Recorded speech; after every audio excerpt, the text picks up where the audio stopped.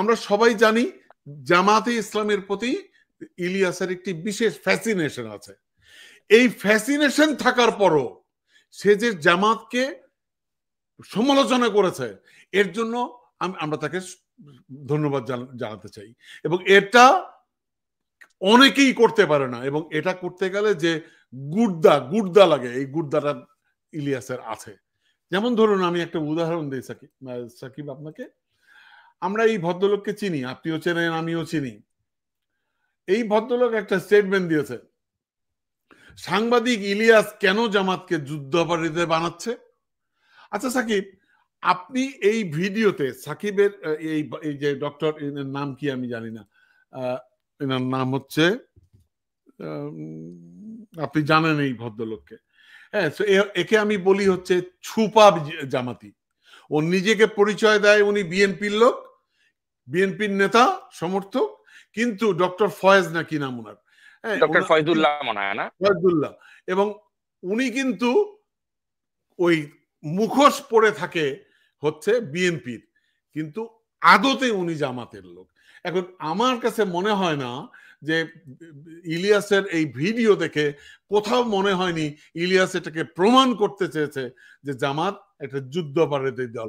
আর এখানে প্রমাণ করার কি আছে, এটা তো অলরেডি প্রমাণিত যে জামাত একটি মানে যুদ্ধের পক্ষে ছিল না। জামাতে ইসলাম যুদ্ধের বিরোধী, অর্থাৎ স্বাধীনতার বিরুদ্ধে ছিলেন জামাত। এটা তো প্রমাণ করা লাগে না, এটা তো সত্য কথা। তো এই হচ্ছে, এর ব্যাপারে কিছু বলবেন নাকি আপনি? এই যে ডক্টর ফয়জুল, এই নামের আগে ডক্টরেট লাগাইছে, এই লোক থাকে কই? এই লোক তো থাকে হচ্ছে আপনার ওই যে তুরস্কে, তাই না? তুরস্কে থাকে, এবং সে অনলাইন টক শোতে এসে নিজেকে খুব পণ্ডিত জাহির করে। কিন্তু আপনি তার পাণ্ডিত্য দেখবেন, তার পাণ্ডিত্যটা হচ্ছে জামায়াতের নেগেটিভ স্থাপন করার ক্ষেত্রেই আজীবন তিনি কাজে লাগিয়েছেন, এখনো লাগাচ্ছেন।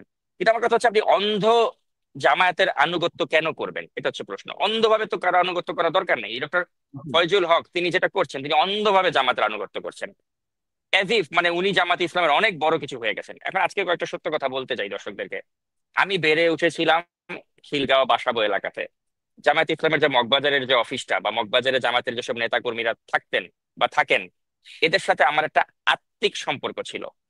আমার একেবারে ক্লাস 1 থেকে শুরু করে আপ টু আমার এসএসসি পর্যন্ত আমাকে যিনি পড়াতেন, আমার হাউস টিউটর যিনি ছিলেন, তিনি জামায়াতের একজন কেন্দ্রীয় নেতা ছিলেন।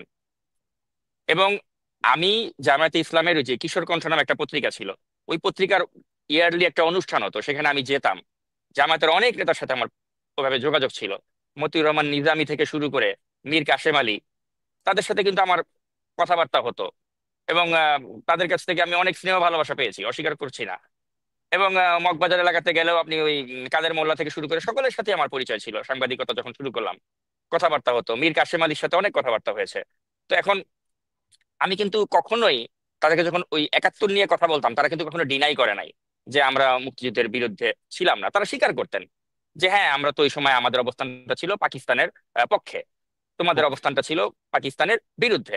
আমরা হেরে গেছি, কিন্তু তাই বলে স্বাধীন বাংলাদেশে আমাদেরকে যে এখন আমাদের সন্তানদেরকে যে রাজাকার বলা হচ্ছে, আমাদের সন্তানদেরকেও যে আমাদের মতো যুদ্ধাপরাধী বলা হচ্ছে, এটা কি তুমি সমর্থন করো? আমি তখন বলতাম যে না, এটাকে সমর্থন করি না। আপনারা যুদ্ধাপরাধী ছিলেন, কিন্তু আপনাদের সন্তানদেরকে যেন আমরা ওই যুদ্ধাপরাধী হিসেবে লেবেল না করি।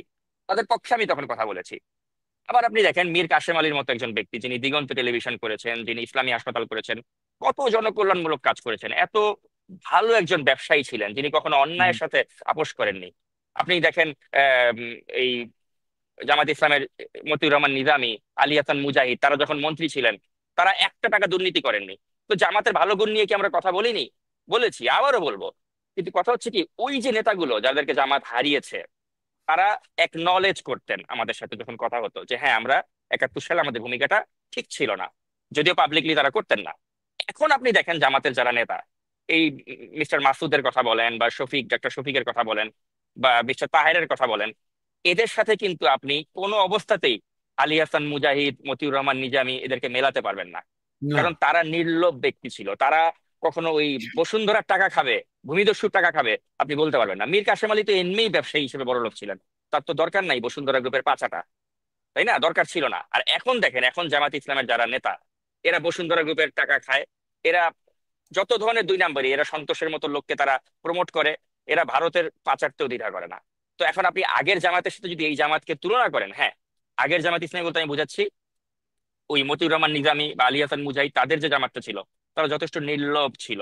আমি ব্যক্তিগতভাবে তাদের সাথে চলাফেরা করেছি, এই জন্য আমি এই সার্টিফিকেটটা তাদেরকে দিতে পারি যে তারা নির্লোভ ব্যক্তি ছিলেন, তারা দেশকে ভালোবাসতেন। হ্যাঁ, 71 সালে তাদের একটা সমালোচিত ভূমিকা ছিল এবং তারা ওইটা নিয়ে কখনো গৌরব বোধ করেননি, এবং যখনই 71-এর প্রসঙ্গ আমরা আনতাম তারা কিন্তু খুব হেজিটেট ফিল করতেন এই বিষয় নিয়ে কথা বলতে গেলে। তাদের মধ্যে একটা, আমি দেখতাম একটা অপরাধ বোধ কাজ করতো। কিন্তু আপনি এখনকার জামাতের নেতাগুলিকে দেখুন, তারা বসুন্ধরার টাকা খাচ্ছে, তারা বসুন্ধরার মিডিয়া হাউস পরিদর্শন করছে, তারা বসুন্ধরার কালের কণ্ঠের জন্মদিনে শুভেচ্ছা জানাচ্ছে, তাদের মধ্যে এটা নিয়ে কোনো অনুশোচনা নেই। অর্থাৎ ওই যে আগের জামাতের যে একটা নীতি বা আদর্শ ছিল, ওই আদর্শ বা নীতি কিন্তু এখন বর্তমানের এই নেতৃত্বের মধ্যে নেই। এবং সেই জায়গাটাতেই কিন্তু ইলিয়াস হোসেনের খারাপ লেগেছে, কারণ ইলিয়াস হোসেন তো জামাতকে মনে প্রাণে তিনি ধারণ করেন, তাদের পক্ষেই তো তিনি বয়ান এস্টাবলিশ করেছেন, এবং তার অধিকাংশ সাপোর্টার জামায়াতের তিনি জানেন। তারপরে কিন্তু তিনি ঝুঁকিটা নিয়েছেন, জামাতের বিরুদ্ধে কথা বলার ঝুঁকি তিনি না না, নিয়েছেন, এখানে এখানে কারণ একটু তিনি কথা বলি, দেখেছেন। আপনি একটু পজ হুম। করি আপনাকে।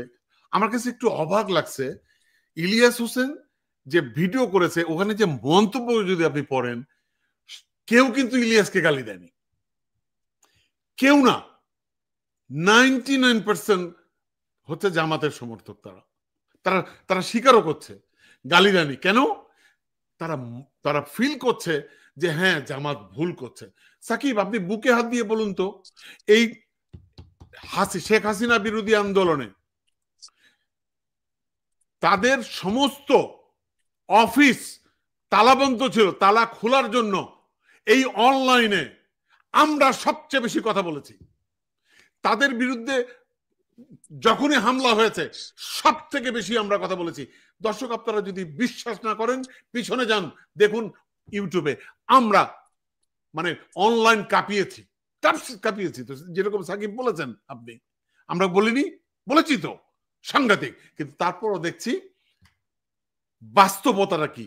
ইলিয়াস যেটা শুধু বলেছেন, তাই না, আপনি দেখেন, আমি মাওলানা দেলোয়ার হোসেন সাইদী, তিনি একটা অডিও কথোপকথন আমি কিন্তু প্রথম ফাঁস করেছিলাম, যেটা প্রচন্ড হ্যাঁ, ভাইরাল হয়েছে। যেই অডিও কথোপকথনে কিন্তু দেলোয়ার হোসেন সাইদী যে একটা কত মহান একজন মানুষ ছিলেন, তার সন্তানের সাথে তার যে কথোপকথন, পিতা পুত্রের যে কথোপকথন, এর মাধ্যমে কিন্তু একটা দেলোয়ার হোসেন সাইদী সম্পর্কে আপনার মনে একটা ভালো ধারণার সৃষ্টি হবে। ওই অডিও আমরা প্রচার করেছি। আমাদের যদি করছি জামায়াতের প্রতি বা জামাতের লোকদের প্রতি বিদ্বেষ থাকতো, তাহলে কি অডিওটা আমি প্রচার করতাম? করতাম না। জীবনে, যে কারণ এই অডিওর মাধ্যমে জীবনে জামাতের প্রতি মানুষের ভালোবাসা বাড়বে, জামাতের নেতাদের প্রতি মানুষের ভালোবাসা বাড়বে। বাট আমি ওটা কেয়ার করি না। আমি মনে করেছি যেটা সত্য, দেলোয়ার হোসেন সাইদীর যে মহাত্ম ওই অডিওর মধ্যে উঠে এসেছে, এটা আমরা প্রচার করি, জনগণকে জানাই। আমরা জানিয়েছি, যে যেটা ভালো করবে সেটা বলতে তো কোনো দ্বিধা নেই। এখন দেখা গেল আপনার কখনো কখনো আপনার বয়ানটা জামাতের পক্ষে যাচ্ছে বলে আপনি জামাতের চাকর হয়ে গেলেন, গোলাম হয়ে গেলেন। আবার কখনো আপনার বয়ানটা বিএনপির পক্ষে গেল, আপনাকে বিএনপির গোলাম বানিয়ে দিল, যেটা আমাদের ক্ষেত্রে এখন করা হচ্ছে, যে আমরা নাকি বিএনপির থেকে টাকা খেয়েছি।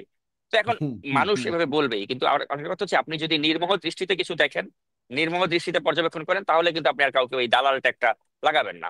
তো আমি মনে করি আমাদের অধিকাংশ দর্শক হচ্ছে সচেতন দর্শক, তারা জানেন যে আমরা কারো কাছে নিজেদের মাথা বিক্রি করে দেইনি। আর যারা মনে করেন ওই দলীয় দল দাস, দলীয় লেজুর ভিত্তি করে, তারাই, তাদের চোখেই কখনো কখনো আপনাকে বিএনপির দালাল মনে হবে, কখনো আমাকে বিএনপির দালাল মনে হবে, কখনো আমাকে জামাতের দালাল মনে হবে। কিন্তু দ্য ফ্যাক্ট ইজ, নাগরিক টিভি সবসময় নাগরিকের পক্ষেই কথা বলেছে, জনগণের এক্স্যাক্ট। পক্ষেই কথা বলেছে, এবং ওইটাই আমরা বলে যাব। এখন এতে কে কি ট্যাগ মারলো, উই ডোন্ট কেয়ার।